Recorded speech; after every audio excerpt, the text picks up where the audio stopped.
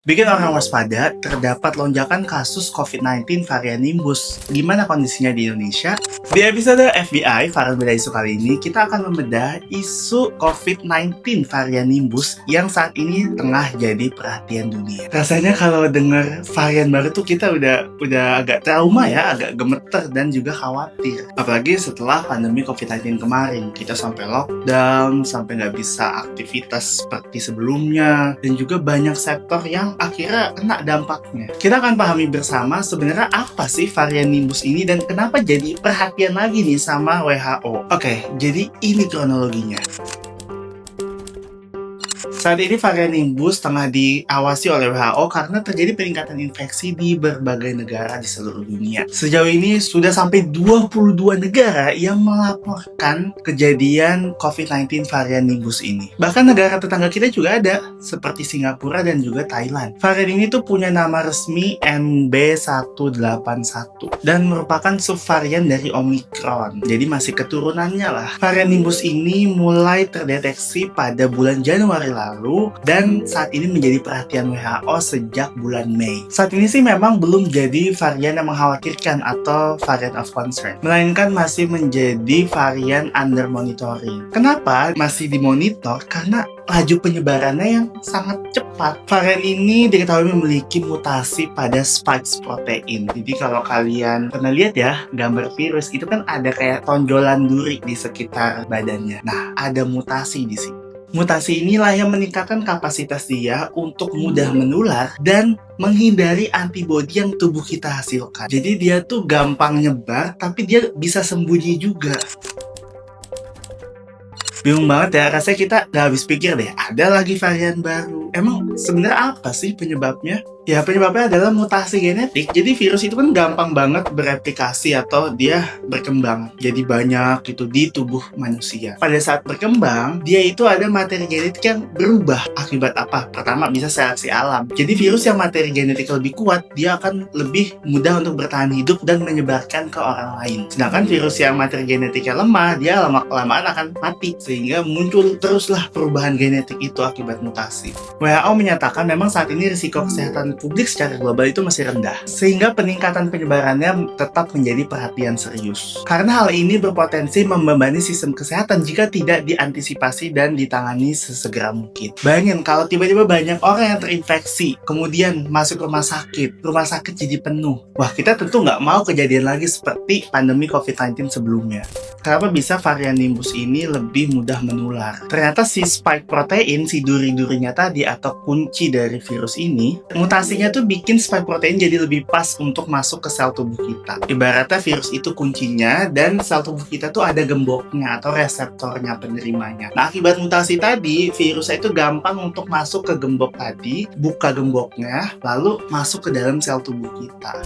Terus apa sih bedanya si varian Nimbus sama Omicron, Alpha, Beta, dan lain-lain? Ternyata dari hasil laporan, pasien yang terinfeksi itu punya satu gejala yang cukup sering, yaitu adalah radang tenggorokan, tapi rasanya tuh kayak makan pecahan beling, atau istilahnya itu razor blade sore throat. Jadi radang tenggorokannya tuh sakit banget, seolah-olah tuh mengiris bagian tenggorokan kita. Rasa sakitnya tuh bisa intens banget, bahkan sampai susah untuk makan, untuk minum, dan juga sulit untuk bicara. Ini jelas lebih menyulitkan gejalanya daripada varian sebelumnya, tapi tidak sefatal itu.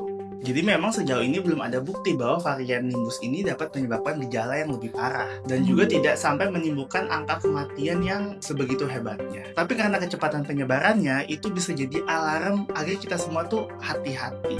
Lalu gimana dengan Indonesia? Biasanya kita tuh agak telat ya. Jadi memang sampai saat ini belum ada kasusnya di Indonesia. Kalau kita berkaca dari COVID pertama kali hadir di Indonesia itu kalau nggak salah awal tahun 2020, itu lumayan terlambat dibanding di luar negeri yang sudah terjadi lonjakan lebih dahulu. Tapi kalau berdasarkan pengalaman aku praktek ya, memang saat ini lagi banyak yang ngalamin radang tenggorokan. Tenggorokannya pada sakit, gak bisa makan. Dan kemarin aku juga sempat melakukan tes swab antigen ya pada pasienku. Memang sih hasilnya negatif, tapi ada kemungkinan. Pertama, memang negatif, atau yang kedua, alat yang kita punya memang belum sebegitu sensitif untuk mendeteksi varian COVID baru ini. Jadi kita belum bisa pastiin. Karena dari Kementerian Kesehatan Republik Indonesia juga untuk memastikan apakah seseorang terkena COVID yang varian baru ini harus dilakukan tes whole genome sequencing. Jadi data yang akurat masih menunggu. Nah, justru yang lagi merebak kasusnya di Indonesia saat ini adalah varian MB11 dan KP218. Tapi masyarakat nggak perlu khawatir. Untuk yang saat ini ya, varian yang masuk itu masih memiliki gejala yang ringan dan juga penyebarannya itu di bawah 1%. Ini menunjukkan bahwa kekebalan kita tuh udah cukup baik. Tapi tetap ya harus waspada.